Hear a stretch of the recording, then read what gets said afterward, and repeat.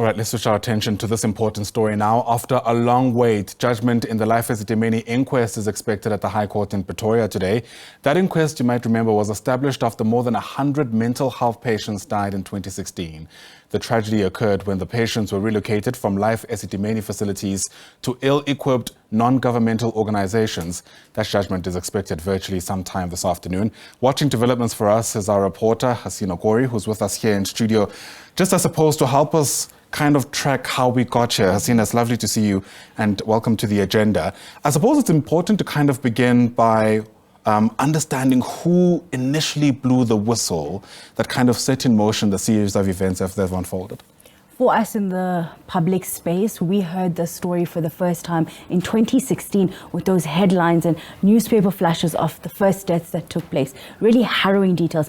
But actually, in actuality, in June of 2015, there were rumors that started speculating within the mental health care industries, within the civic organizations, that Life Esidimeni and the Gauteng Health Department was going to cancel this decades-long contract that they had with this facility and move the patients to other facilities. That began in motion a lot of protests, a lot of meetings. There was even litigations that were brought through. However, it was not fruitful. And in October 2015, the then former Gauteng Health MEC, Gedani Mshlangu, then decided to terminate the contract, and in a scramble of 3 months, we saw the patients being moved. So when we heard about this news, the unavoidable actions had already began, where the civic organizations had tried to stop them, saying that you cannot move. The families even said you cannot move psychiatric patients, mental health care users to ill-equipped NGOs that don't have the specialized care needed. And they tried to do litigations, they tried to warn, and when we heard it in the news, it was already when the tragic and the fatal incident started happening. Sure, and the details that followed after that, I think, have remained with many people when you just consider the conditions that these patients were subjected to. We'll speak about that in a moment, but of course, some people might have seen the visuals we're playing of that inquiry that was headed by retired Justice Dikgang Moseneke. Help us, I suppose, remember what exactly that inquiry was trying to answer and what was said there. So let's take one step backwards. There was another health ombudsman that was set up, first ombuds by the then health MEC to find out what exactly took place. That was the first time we got a kind of a sense of what exactly happened in this space and what were some of the details coming through. The numbers at that point in the first health ombuds only put the deaths at 94 people that had passed on. It was 94 plus silent deaths, if I remember the title of that paper. And only 9 months after that proceedings did we actually hear the number at 144 that we know now. And then we had the inquest and the inquiry that we currently saw with the a retired judge at that point, a deputy judge. What he found and he gave us a scope of it. He showed the inhumane just treatment that these patients went through, not just by the 27 unregistered NGOs that they were placed into, but also in the movement of them. The family, some of them we'd heard and we've spoken to over time, not even knowing that their family members were moved.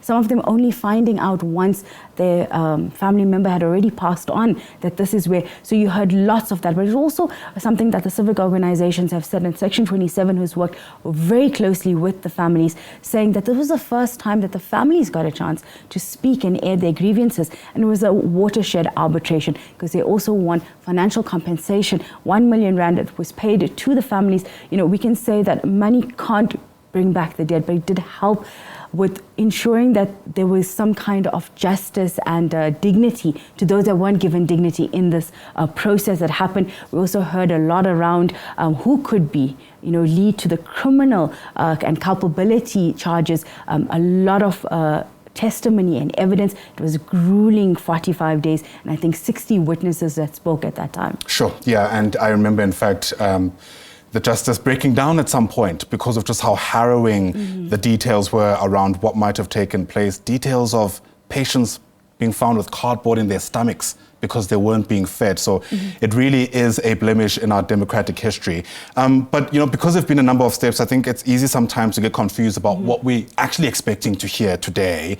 A lot of time has passed since this inquest actually began. What exactly are we hoping to hear when judgment is being delivered by the High Court in Pretoria today? So it's 2 years since this inquest is currently going, and what this inquest will do is who can be held liable, Right. who can be held accountable, who can criminal charges be brought against. And there's 3 names that we might be looking at, or 3 people.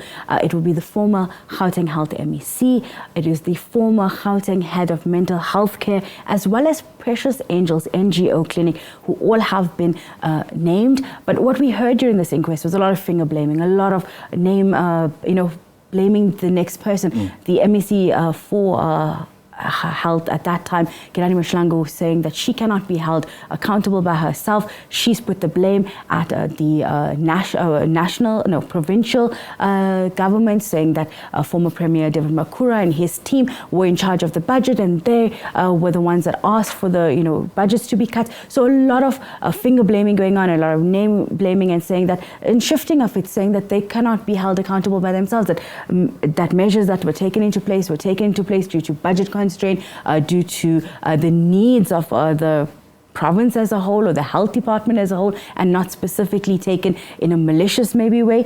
But as you're saying, those details, and if I could just recap and just explain to you some of the details that we heard. One was that when they were moved sometimes in busloads without any of their documentations, without any of their belongings, without any of their medical histories. These are highly specialized psychiatric patients who need specific medical help. They need assistance. Some were tied to ropes in the back of bakkies. They were moved to 27 unlicensed, unregistered NGOs that did not have the capabilities. They did not have basic infrastructure in some cases, meaning there was not enough beds, there were not enough sanitations. Some of them did not have their medication. These are patients that need very specialized healthcare professionals. They did not have that. They were being starved. They were getting illnesses such as pneumonia and other illnesses. These are patients that can't verbalize their issues, and they were not given just their basic rights. And this is what all two so far of what we've seen has painted. And today it will be, now that we know what happened, who can be held accountable.